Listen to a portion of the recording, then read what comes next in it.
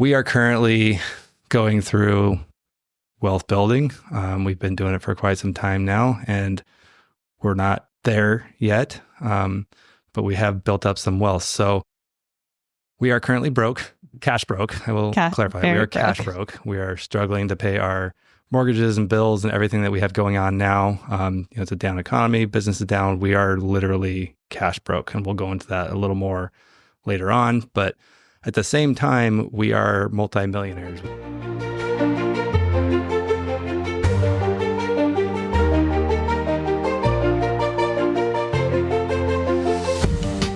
Welcome back to the Broke Millionaires, where we document our daily struggles in building wealth while raising a young family. Join us as we talk creative wealth building for everyday people and couples that are struggling in a down economy. I'm Lauryn. And I'm Joshua Masari, and we'll be your hosts.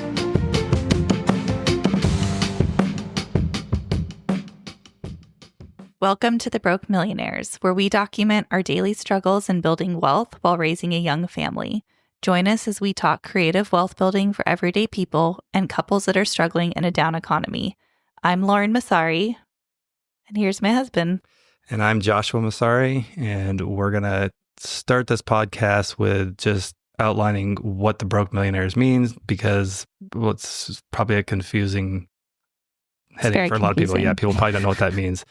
There's a lot of, misconceptions about what that means, but what this means for us is what we're going to talk about and what we're going to base this whole podcast on. So the Broke Millionaires is the name of the podcast. What that means and entails is that we are currently going through wealth building.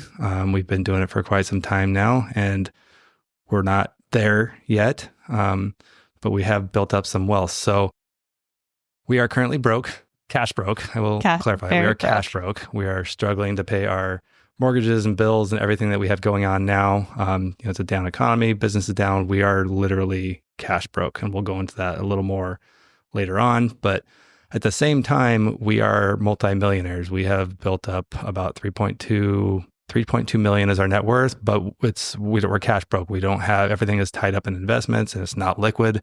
So even though we're multi-millionaires on paper, we are literally cash broke. So the Broke Millionaires, meaning we do have wealth, but we are still broke. So still trying to figure out. I think that's very confusing for people. Yeah. So we're still living paycheck to paycheck. If you're a millionaire, you have $1 million in the bank, yeah, right? So that's kind of a big part of this is being a millionaire does not mean you have $1 million in cash that you're sitting on in the bank. That is a big misconception out there.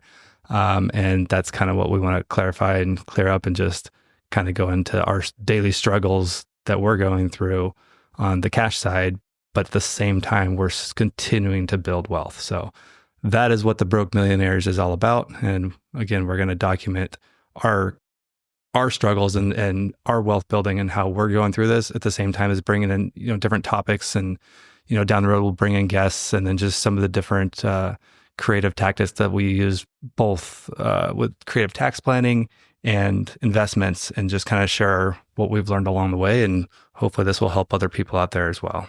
I think that that's a really good kind of segue into what is the difference between being broke and being poor? Because there's a big difference, right? Yeah, a lot of people don't know the difference between that too. They think it's the same thing. So the difference between being broke, you want to talk about this, or you want me? I'll let you. Okay. So the way I see this, and I think this goes back to a book that I had read about 15 years ago, but the book is the Robert Kiyosaki, Rich Dad, Poor Dad. That was like my kind of segue into wealth building. But the difference between broke and poor is that broke is a temporary state. We're cash broke, so we're broke now, but we're not poor. Poor is you're broke permanently. Like, you don't have any cash, you don't have any wealth built up, so you have no assets to fall back on, and you're just kind of stuck, struggling, you're drowning and trying to pull yourself out of that. But at least, we've gotten ourselves to where we do have that wealth in our back pocket, so we do have something to fall back on. Yep. I think it's important to kind of start from the beginning of our story and kind of how I mean, how we kind of met, but also like how you started doing this, because this is something that you were doing before we met too. So why don't you kind of start and give us a backstory? Okay, so I'm going to go back to when I was in college, graduating college. I thought I was doing pretty good, making decent money coming out. I was a little bit older because I transferred from Oregon State to Arizona State. And so had a few years of retaking classes and I was a little older, but I had a house that I bought. Actually, it's my second house. I bought a house when I was 18. And when I moved from Oregon to Arizona, I sold that. And then the profit that I made on that, I rolled over into another house. So I had a house, and that was during the boom back in 2001 or 2002 when I moved out there and bought that. So I bought that and then held on to it for 4 or 5 years, doubled the value, and thought I was doing pretty good. And I was going to sell that and then take all that money and roll it over to the next project. And that was 2007 when I graduated, and everything just kind of started collapsing and everything just started caving in. So I had this internship my senior year, and I had this boss that wasn't even the boss. He didn't even own the company. He was the owner's dad, but he basically ran the company. He was kind of a jerk. Didn't really like him. Couldn't stand working for him. He was a smart guy, but he kind of like was riding on the coattails of his son's business. But there's one thing that he said to me that really stuck with me and really probably shifted my thinking and changed my life on the way I view wealth and money. And he said that my problem, he said I had lots of problems, but one of the problems he said was, your problem is that you want to be rich, but you don't know the difference between being rich and being wealthy. And at the time, I just kind of blew it off. I was like, oh, whatever, like, screw you. Like, what you're talking about, like, I'm going to figure this out. And around the same time, my dad had sent me a book, which is the Rich Dad, Poor Dad book. And I had no idea what it was about. And he's like, you really need to read this. And I ended up reading it around that same time, and kind of between what that owner had told me and reading the book, it just really kind of hit home that I really didn't know what money was and how it worked. So that was kind of my initial. And at this time, this is 2007, so everything's crashing down.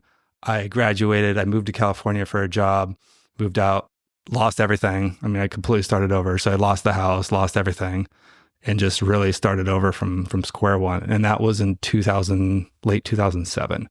I just turned 25 and I'm now 42. So that was, 17 years ago. And that was really where I started. And then I worked for 9 years for this company, this printing company I moved out here for. Just didn't really have a whole lot of investing knowledge, but kind of knew what I wanted to do and had a better understanding of money. So I was, putting away a lot of money in the 401k, maxing that out, and just really between that and an IRA, just really trying to max out the investing, but not really doing anything with the money other than putting it into a 401k. And we'll go into that later on why I don't really like the IRAs and 401ks and don't think that they're a great investment vehicle. But at the time, it was a good way for me to save money, save some taxes, and get kind of a head start on that. Just a quick disclaimer. The information shared on this podcast is for informational purposes only and should not be considered as financial, tax, or legal advice. Always consult with a qualified professional before making any financial decisions. Your individual circumstances may differ and require specific strategies not discussed here. Now, let's get back to the show. So fast forward to about 9 years I worked for that company. Towards the end, I started my own print company. And once I started my own company, I started looking into, and I'd read a lot of investing books at this point and a lot of podcasts, and really had studied a lot. And I had learned about something called a solo 401k. And I learned about this from the Bigger Pockets podcast. And I was really intrigued on what that was. And we'll do a full episode on that. But basically, I took the money I had in my 401k at the time, it was a simple IRA through the company, but I want to say it was around $80,000. And I closed that out and rolled it over into this solo 401k that was sponsored by my company that I was starting. And I started buying real estate with that inside the 401k. So I didn't pull it out and, take a loan out against that or pull it out and just do my own investing. It's It's actually within the 401k. So I bought a single family home. It was a foreclosure out in Kansas City, or just outside of Kansas City. And I think I bought it for like $10,000. And then at an auction, maybe a little more than that. I don't really remember what it was. It was pretty cheap. It was not a great house, but it was cheap, and ended up renting it out for 3 or 4 years, and then sold it. And I think I probably made $30,000 in cash flow over the course of a few years. Maybe not quite that much, but I broke even on whatever I paid for it. And then I sold it and made a pretty decent profit. It was more than double. And that performed so much better than the 401k had over the previous 9 years. It was just like I was blown away on how much equity I was able to get on that one deal. And so at that point, I just kind of pushed all in and really started to beef up the 401k through my company and putting as much as possible into it. And that was about the time that I had started dating Lauryn. And the rest kind of just started to snowball from there. So that was kind of my initial investment that was not traditional. So that was kind of my first creative wealth building tactic. And since then, we've duplicated that over and over again. I sold that, started buying properties in South Carolina. I was buying them around 2016, 2017, getting properties for $25,000, $30,000, putting $10,000, $15,000 into them, putting a roof on them, flooring, paint, and just kind of making them nicer and renting them out. And then sold those. I had those for about 5 years. They paid for themselves. And then just recently, in the last year and a half, sold most of those off and like tripled and quadrupled the money on those. So I was selling them for around $100,000 plus each. So again, just huge equity gains plus all the cash flow over that time. And again, just outperformed what I was doing in the stock market. So that was really where I got my investing start, was in the 401k. And at the same time, I did buy a house in 2011 here in California. That was at the very bottom of the market. So that was kind of lucky. I bought it with, it was a first-time buyer program. Even though it wasn't my first home, I still qualified for a first-time home buyer program through FHA. I had whatever it was, 3.5% down plus closing costs. I think I had like $17,000 down total, something like that. Bought it for $400,000. That home is now, I still have that. We still have that as a rental property. That's now worth $1.3 million. So got kind of lucky when I bought that one and really got that equity upswing on that one.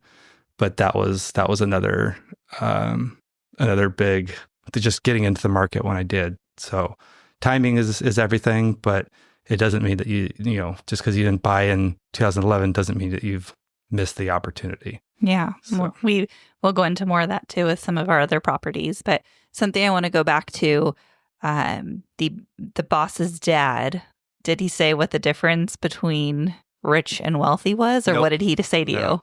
He just left me with that. He just left you with that. Basically slapped me in the face and said, "You don't know what you're talking about. You don't know the difference between being rich." So what would you say now, from what you know? We went through like the difference between being broke and poor, but what's the difference between rich and wealthy?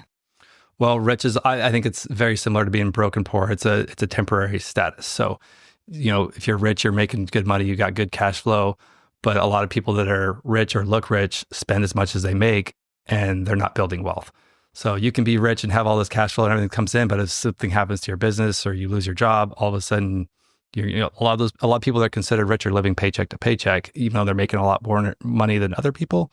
There's really nothing to fall back on. So that income source disappears, and then all of a sudden, now they're broke. They're poor. They don't have any assets that they built up. So I think it's kind of the same on both ends of the spectrum there. Yeah, definitely. I would say my background has zero to do with finance aside from actually spending money. That's the other problem that we're struggling with these days. I was doing great till I got married. Really started dating me, but let's be real. My background has always been, heavily retail focused. I've always worked in a retail capacity, whether it was Nordstrom is actually where I really started in college. And then actually, I mean, going back to high school, I worked at Ralph Lauren, Hollister back in the day. Like I was always in a mall, always in a place where it was needing the newest fashions and the cutest things. And, after graduating college, I left Nordstrom and I went kind of on the management side of retail, and I was a marketing coordinator for a retail company out here. But I was always kind of in that retail space. And so when Josh and I met, I think I don't remember how long it was into us dating, but you asked me how much debt I had. Wait, do you remember this conversation? I'm sure it was a fun conversation. Oh, it was not a fun conversation. And I was so embarrassed. He was horrified that I had like Nordstrom credit card debt. He was like, what do you mean? And to be fair, I think that, I grew up with like not a great understanding of credit cards. And my parents had always said like, you don't put something on your credit card unless you're going to have it, the next paycheck or the next month or something. I forget what the wording was, but something like that. And to me, I was like, oh, okay, well, these shoes are great. So these shoes are going to last me and I'll have these the next month. And that was kind of how I justified things. And so kind of after having that really awful conversation with him. So hold on. So they said you shouldn't use a credit card unless you can pay it off the next month or unless you still held on to that. No, so it was like, don't use a credit card for something like gas. It's going to be gone in a month, okay. essentially. So something that you're hanging on to. Like yeah, something you're going to hold on to. Yeah, so it was like, basically, that was their example. It's like, don't use it for gas because that will be gone in the next couple months or next month, whatever. But that was kind of my first, like, really eye-opening conversation of like, oh, wow, maybe this debt that I have is not normal. And maybe this is something that I need to kind of get under control. And he did let me know I needed to get it under control. And that was kind of when we started having the conversation of, what do you have in your 401k? How are you doing that? He helped me kind of really get started. And at that point, I was at a company that was matching. And, from there, just kind of... You weren't putting anything in it. I had not been putting anything in it. So... and to be fair, I don't have a financial background before I had my enlightening experience and taught myself either. So I come from a family that's, considered in poverty. Like we grew up in poverty. My parents were not good with money, didn't build assets, didn't have 401ks, didn't have investments, didn't have any of that. So this is all stuff that I've learned on my own, after college. It was that last semester that I really like dug into investing. I remember I didn't have any money at the time, but I remember going to the library and they had books on tape, like CD, like there was no podcast back then. There was aging yourself. Yeah, I know. But books on tape, audio books, or what Audible, I think, was just starting to come out, but there was books on tapes. You would get a CD or a cassette with a book recording. And the local library that I lived near had a whole bunch of investing. I don't know why, but they had a whole bunch of investing CDs. Back then, CD-ROM, every computer had a CD-ROM, and you could go and you could rip CDs. So you could take a music CD, burn it to your iTunes, and then you had that CD. Is this like LimeWire status? This is back in the day? It's not like Napster. Napster. Oh, yes, Napster. That's real old. But you could you could copy your a CD through your CD-ROM drive, and then you have that saved in your iTunes. So I would go there for hours, and I would just get all the investing books, and it wasn't fast. It would take like 25 minutes for each CD. So I would sit there for just hours, just burning each one, and hoping I didn't get caught because I don't know if it was illegal or not. But I probably got like 30 or 40 books that way. So. And then I worked for a medical supplies company, and I was driving around Phoenix all day. So I would drive 100, 150 miles a day sometimes. I was just in my truck all day long. So I would just listen to these as I was driving around for that last semester. So that's kind of, it's really all my knowledge on money is self-taught. So, you don't have to come from money or come from a background of wealth or wealth building to really grasp these concepts and learn it. It's you just have to have the drive and the desire to learn more. And yeah, I think that's one of my favorite things about you is that you are so self-taught. And I mean, he will teach himself anything. We'll go into like how we've been kind of rebuilding these homes. And I mean, he wears a lot of hats, I'll say that. But it's very impressive. Kind of going back to when we first met. So Josh and I met on Tinder. I was his first match. It's not a thing anymore either. You just dating yourself now. Now I'm dating myself. Yeah. It still exists. It's just not the same. Oh, okay. We met on Tinder. I was his first match. First and best, I think is what I said to you. That was what you said, yeah. Yeah. And when I asked him what he did for a living, he said that he flipped couches. And on his profile picture, there was like pictures of him doing CrossFit stuff, like flipping tires. And I had zero idea what flipping meant in that capacity. Like this was before all the flipping shows were out on like HGTV, like flipping homes. I had zero idea what flipping meant. So I was literally thinking like, is he like CrossFitting, like flipping couches? Like, okay, this guy's a little weird. But go into a little bit about what your flipping couches actually was. All right. So I've always had an entrepreneurial spirit, and I've always, my dad was an entrepreneur and always started businesses. I did learn how to make money and how to create create an income for myself. So I did learn that at home, but I didn't learn how to keep the money that was made. So that was one thing, is in my household, any money that came in went out just as fast. The more money they made, the more they spent on stuff that they didn't necessarily need. So it was the wealth building aspect that I never learned.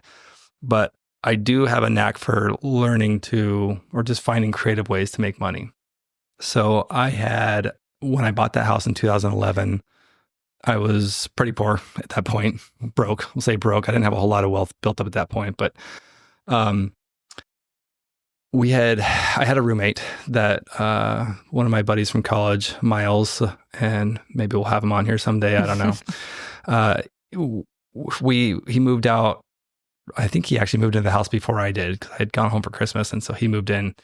I bought the house December 15th, came back after Christmas, and we had no furniture, it was just an empty house.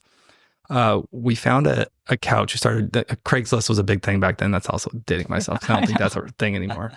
I had found a couch on Craigslist that was free. It was, come and get it, free couch.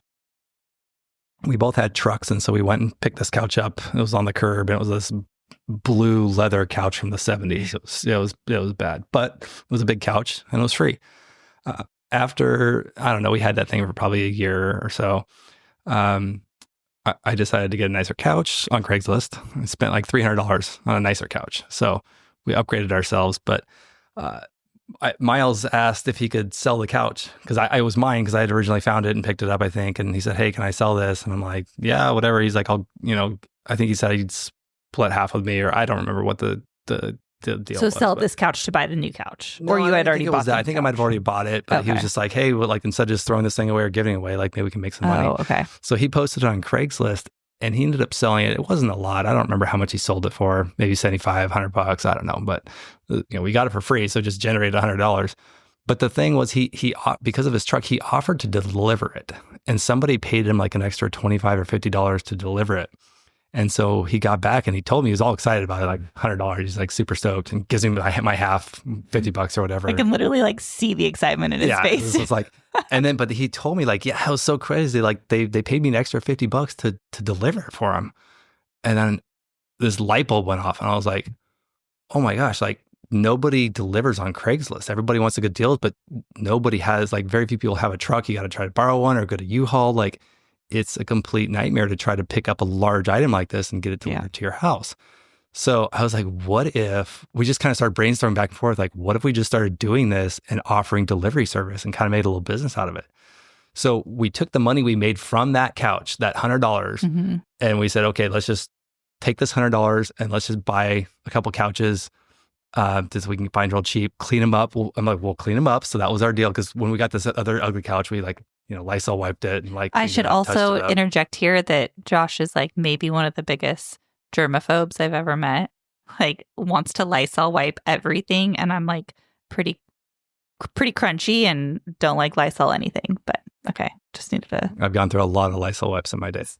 Bad. So anyway, we took this $100 and we bought 3 couches. I think we paid $10, $30, and maybe a nicer one for $40. And we cleaned them up. We took all the cushions off, washed them, cleaned up all the, made sure there's no stains, cleaned everything up real nice, touched it up, all the wood legs, touched them up. So it made it look pretty nice. And they came out pretty good. And we put them in our house. We had a wood floor and we had a fake tree. And we put it and made it look like it was an actual like staging area. And we took these pictures and then threw these in our garage, put them on Craigslist, and we'll see what happens. I think we listed them for a couple $100 a piece. And we offered delivery service. So it's like, for an extra fee, we'll deliver it. We sold all 3 couches that first weekend that we had these listed.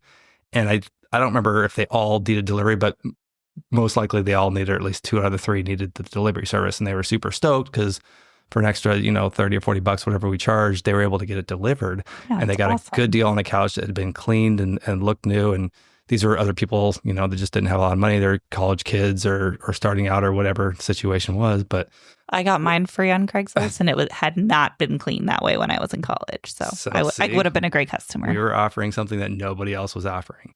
So the first 3 sold like that. And then it was kind of like, wow, let's take this money and roll this into another one. So I wanted to get a TV. We didn't have a TV. I wanted to get like this big plasma TV. Dated myself again. Plasma TVs aren't. You really like big TVs. So I wanted this, 65-inch TV. And I think it was like $1,200. I'm like, well, what if we just do this to get the TV? Let's just do this. And you can make your half and then my half I'll put towards the TV. So we went and bought, took our $600 that we had made on those couches and bought some more. And we sold them fairly quickly. Same thing. Everybody wanted delivery service. And I think by the end of the month, I'd bought my TV. I was like, okay, this is like starting to pick up. So fast. We used to host a poker night every Tuesday night.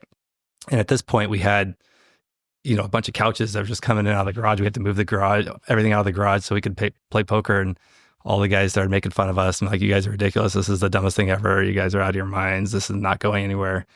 And I think that might have been a little bit of a motivation for us because we're like, no, we're going to actually make something out of this. Yeah. So we really went full board. We came up with a business name. We started taking credit card payments right away, and things just blew up. Our first full month in business. So we started that in July and got the TV by the end of the month. Our first full month in business out of the garage was in August, and we did over $10,000 in used couches, and it was all profit because we were getting these things for next to nothing. Yeah. And we had no seed money. Our seed money was the $100 free couch that we started with. Right. And after 3 months, it was just like, I think the neighbors were starting to get pissed. It was couches all over the place, up and down the sidewalk. We were cleaning them. We had a cleaning guy coming, starting to help us, and it started to scale up really fast. So we did that for 3 months, and we're like, okay, we got to get out of here. So we went and got an industrial unit. It was 1,000 square feet. A couple months later, we got another one because we needed to expand, and it just kept getting bigger and bigger. After about a year there, we opened up a retail store. I was going to say, I think you had the first industrial when I met you. I think we were just getting ready to open the retail. Yeah, you hadn't opened it yet. Yeah, so we ended up finding this good deal on this retail space. It was 5,000 or 6,000 square feet. We opened that, and that was when things really took off.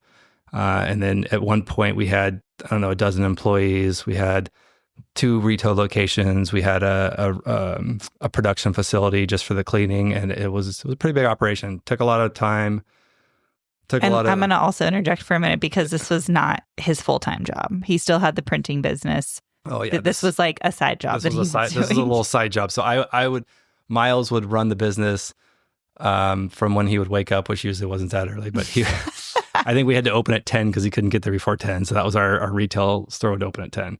But he would do from 10 to 3, and then I would do my printing, work with my clients and take care of all my orders. And then at 3 o'clock, I would take over, and he would go home, and I would work from 3 to close. So, and close would be 11 p.m. by the time he was done with everything, and yeah, probably they were long days. So anyway, we built that business from that $100 seed money from that first couch. We had, at the height of it, we did, I want to say, about $500,000 or $600,000 in used couches, still using Craigslist. Okay. And, I think we did 1.5 million over our 4 years of operating. And it just got to where it was a lot of work, a lot of overhead. We started running into issues with employees and workers' comp claims, and the economy got better. So people stopped spending money on used couches and they started buying new ones. So that was part of the problem. There was a lot of things that just kind of started clouding. We just it was just not making us, the most money we actually pocketed was those first 3 months. After that, we had a lot of overhead. So it was a lot of work with without a lot of benefit. Although I will say we did collect a lot of cash, and I put all my payments away, or all my cash, my weekly cash payout that we would do to ourselves.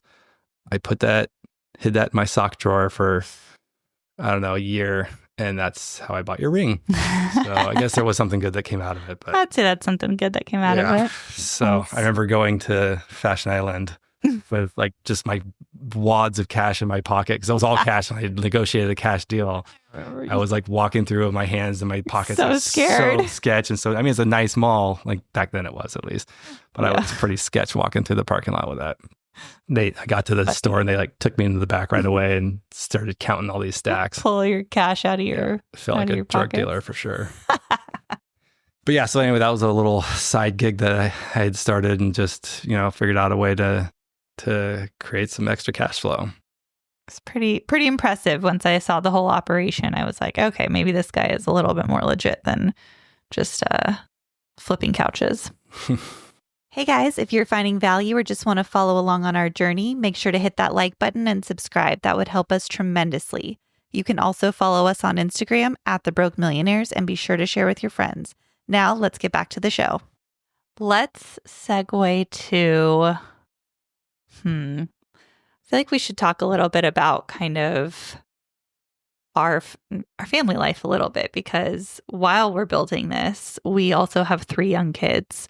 Our kids are almost 5, almost 3, and 1, and we have another one on the way. So we have been very busy while we've been redoing homes and kind of really in the thick of it. Let's go back to 2020 when we had Braxton. So yeah, there's a lot of things about that year, but before 2020, we got married in 2017, and we were just in like you knew that quick. Good job. We were in like save mode. So we were trying to save for a house. We had the rental property, but we weren't living there. Once we got engaged, I moved in with Lauryn and started renting that first property out. And we were looking for a house. And at this time, like, properties were it was really hard. The market was hot. Every house that got listed had like 20 or 30 offers. And it was just really hard to and I had just started my own business. I had left my other printing company. I closed the furniture down. And so I was really just starting out. And Lauryn she was working for had a corporate job. So she was kind of the breadwinner at that point, and while I was building the business. So she had the stable job, the insurance and everything, but we were just in save mode at that point. So we were just saving up as much cash as we could. I was still investing, doing the 401k, kind of starting. That was kind of when I was starting to buy properties. So I was starting to build that portfolio. And we're just in save mode. So not really building a lot of wealth, but just building cash reserves, which is building wealth, but it's not investing. It's not really duplicating itself. And so 2020 rolls around. My business, it was starting to do pretty good, and I was looking to acquire some other companies.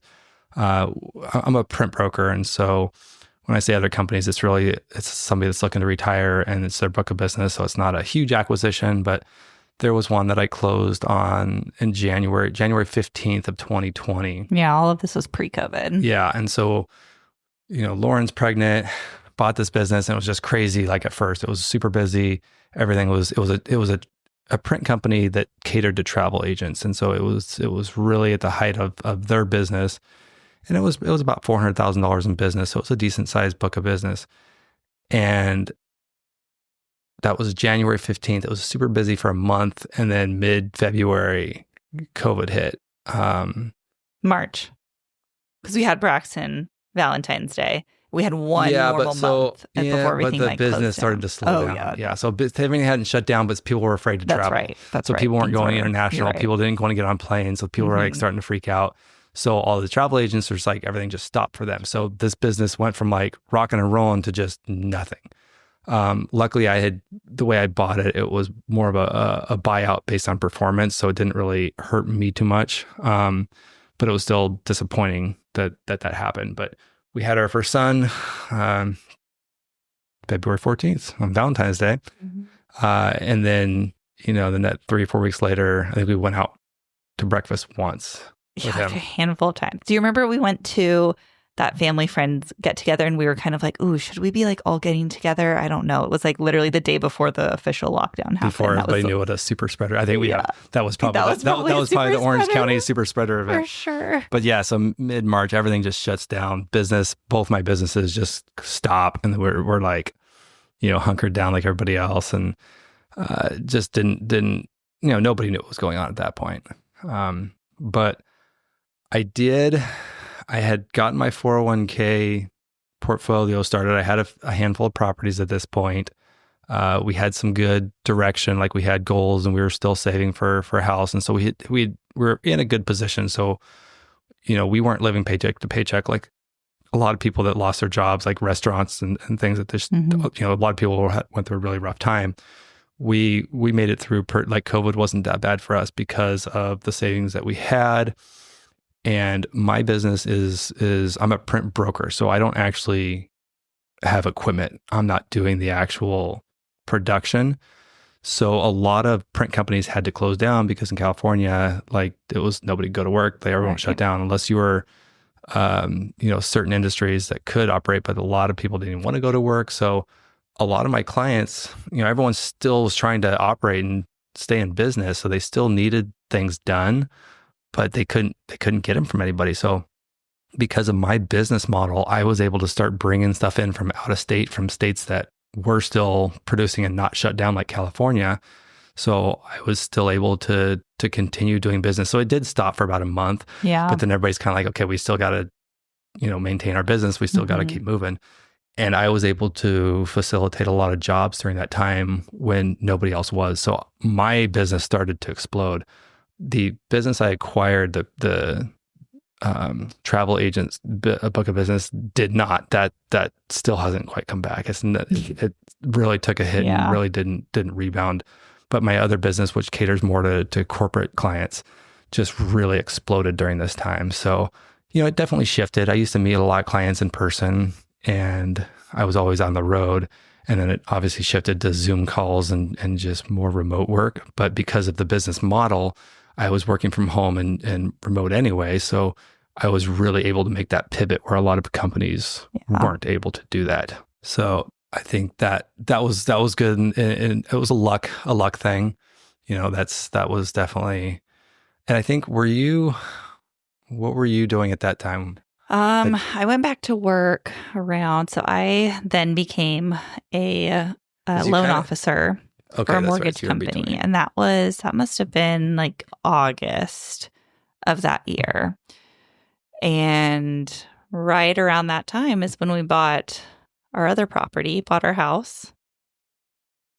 Yeah. So during COVID, the real estate market stopped for a couple of weeks and then just like took off because interest rates dropped. The Fed dropped their rate to like 0 for a while or whatever it was. It was crazy low, and mortgage rates were like 2.5, 2.75.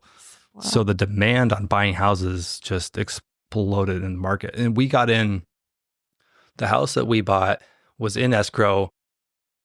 And we had put in so many offers on houses. Yeah, we'd been trying to buy it the year before. It had been a while. We had been trying to buy a house for like a year. Kept getting outbid. Like it was a nightmare. This is during the rest of the year, it was like to get a showing, you had to like put booties on and masks, and it was like super hard to like go look at houses. But this house was in escrow and fell out. And I think the people got cold feet because of COVID, and they started looking for reasons to back out. And so it went back on the market, and we had started looking for houses that had an ADU. I remember that was like, we're like, let's see if there's like some sort of guest house situation. I remember you saying this, and I'm like, what? Houses like don't have this here. This is... So let me back this up. So I had always owned a house. Since I was 18, I'd owned my own house. I always bought houses, and I had always... It's called house hacking now, and there wasn't a term for it back then. I would buy a house, and I would have 2 or 3 roommates. They would pay my mortgage. We'd split utilities. I'd live there for free. Mortgage was covered and it'd build equity, and I thought it was a great deal. Now it's actually an investing strategy called house hacking. But, before I was an OG house hacker. But I'd always done that, and, being married and wife, and she wasn't. They weren't going to be roommates. Yeah, she wasn't too hip on that. I was able to get away with it before we got married. While we were engaged, yeah. Yeah, but once we got married, she's like, no, we were adulting now. We're not doing that. I was like, it makes so much sense though. So she did say that if we had an ADU or something separate, that she'd be open to renting that out. So I started looking for ADUs or houses that had an ADU on site. And this one popped up. I think we had seen it earlier in the year before it went into escrow the first time. Yeah, we had. And it just looked like a monster house. And I think we were like, hard pass. It was the ugliest house on the street. So it was ugly. A huge house.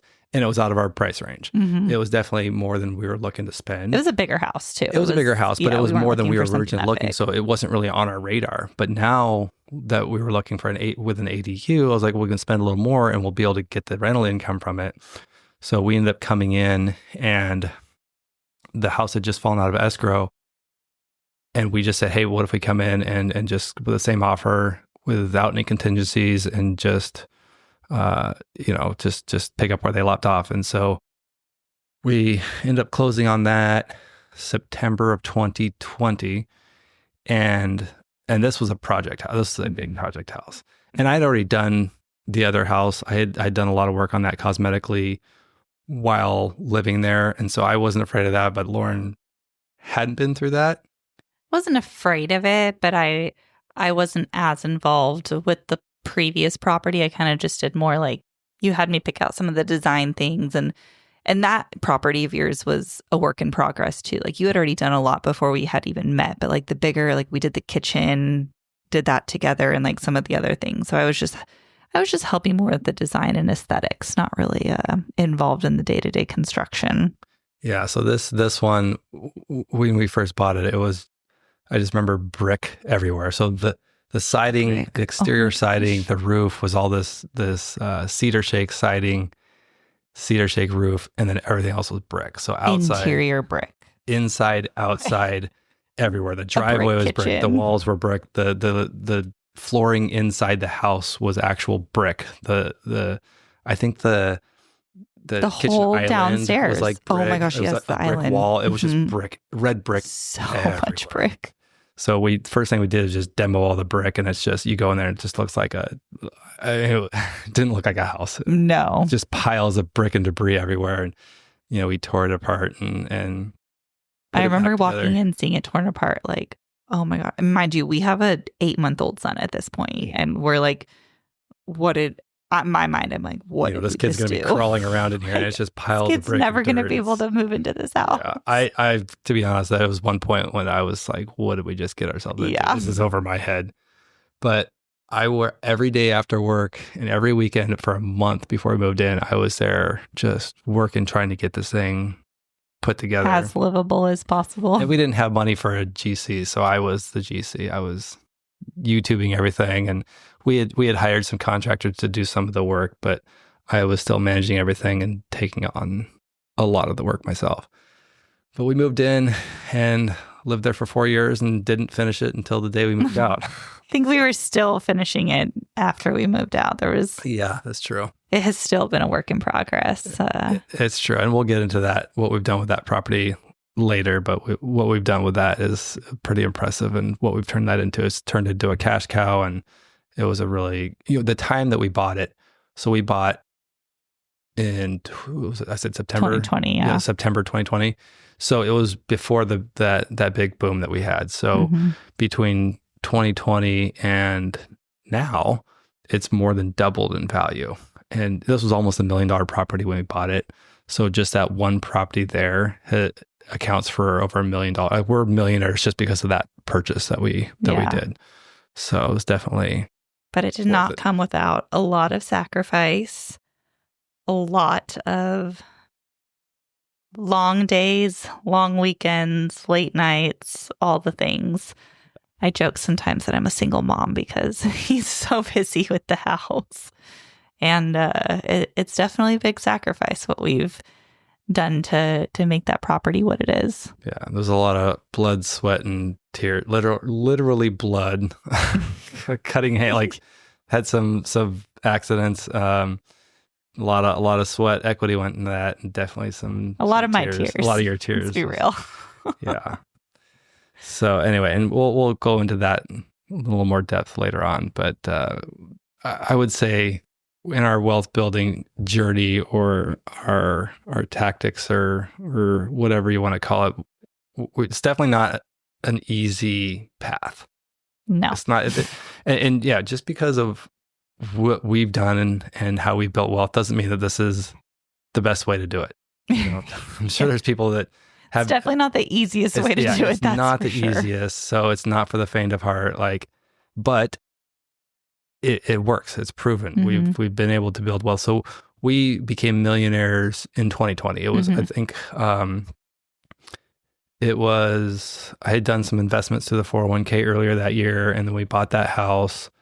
And I think it was sometime in 2020, I remember crossing that threshold and being like, we're millionaires. It was like, yay. And I thought it was going to be this big, huge thing. And, it was going to be this big party we're going to throw. But I was kind of like, oh, we're millionaires and now we're broke. Yeah. So it wasn't all I had thought it was going to be, but it was still a good milestone. It was a good stepping stone in the right direction, and kind of gave some validation to everything that we were doing. So that was encouraging.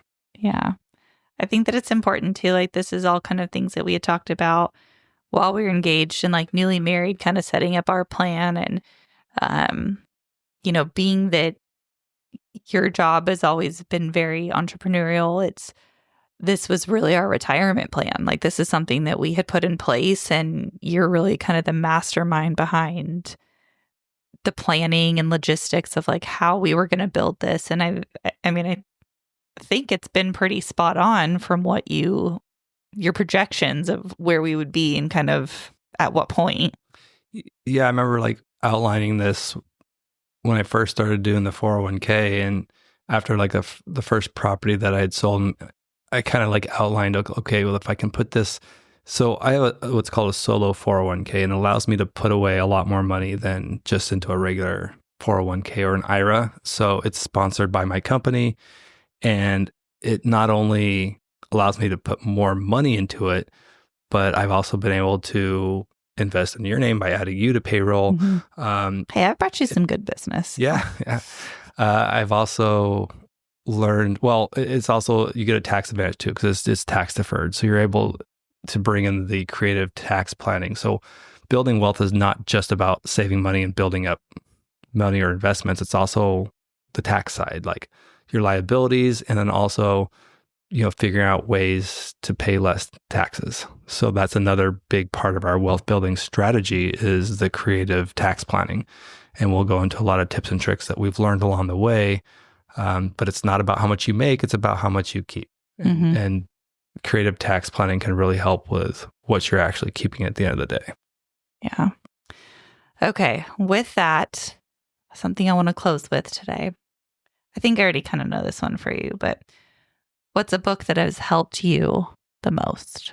There's a lot of them. I've read a lot of books, the libraries, back to the library CD ripping days. And I did a couple of years ago, there was a book challenge, read 52 books in 1 year. One of my buddies posted that, and I did that, and I was able to do, I think I did 53 or 54. But I would say going back to that first book, The Rich Dad, Poor Dad by Robert Kiyosaki, was probably the most influential for me, because it was kind of that turning point on what turned me on to wealth building and understanding that.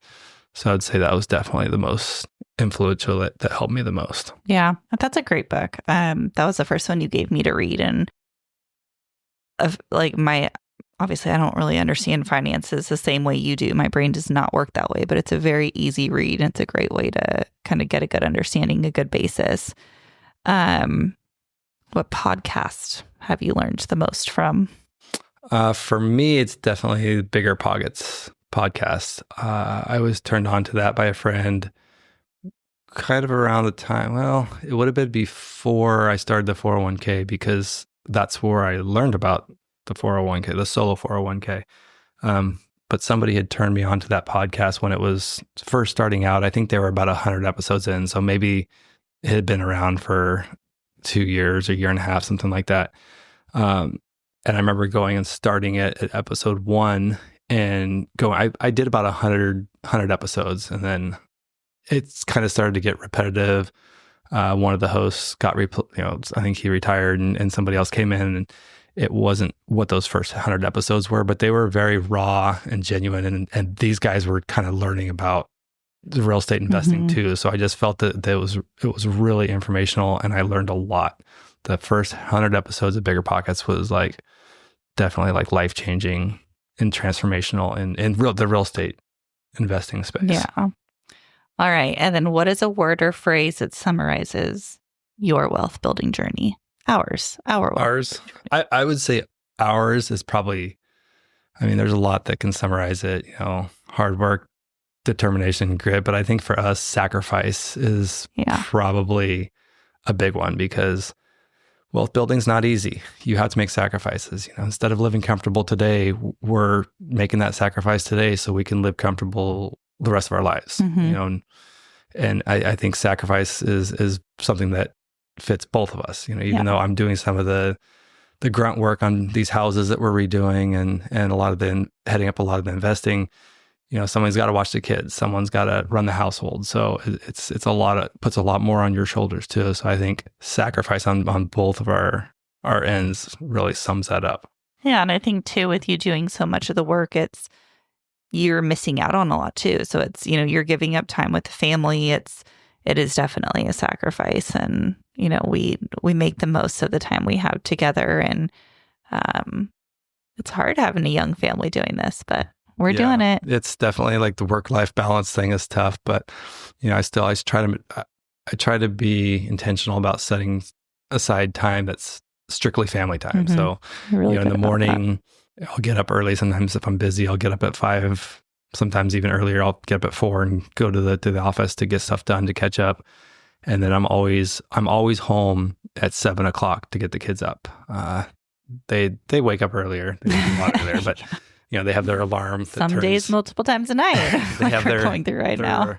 Alarm that turns green when they know it's time to come out of the room, and so I make sure I'm there during that time to get them up and make their smoothie and start their day and get them out the door. And then after work, I get home around 5:30, and at 5:30, for dinner and bedtime, it's just family time. So I even tell my clients I don't answer my phone during that time. So if I don't respond, it's just because I'm doing family time. So I'm pretty open about the family time break that I set aside each day. And then after they go to bed, you'll be up working until 11, 12, 1. Sometimes, yeah. It's always grind. Yeah, it's always a grind. And now we're trying to do this podcast at 10 o'clock at night after the kids go to bed. After our kids have gotten up 3 different times screaming for more water and be tucked in again and all the things. All right. Well, I think that's a wrap for the first one. We'll see. So, we're gonna make a commitment to do. We're gonna do 10 episodes by the end of the year, and we'll launch these. This is we're just before Thanksgiving now, so starting this out going into the new year, and the elections are over now, and so everyone can kind of start going on with their lives. But we'll see how this goes, and we'll send these out. Take you along on the journey with us. See if anybody has any interest in relating to our story, and we'll just see what happens. Yep. All right. Signing out. Signing off.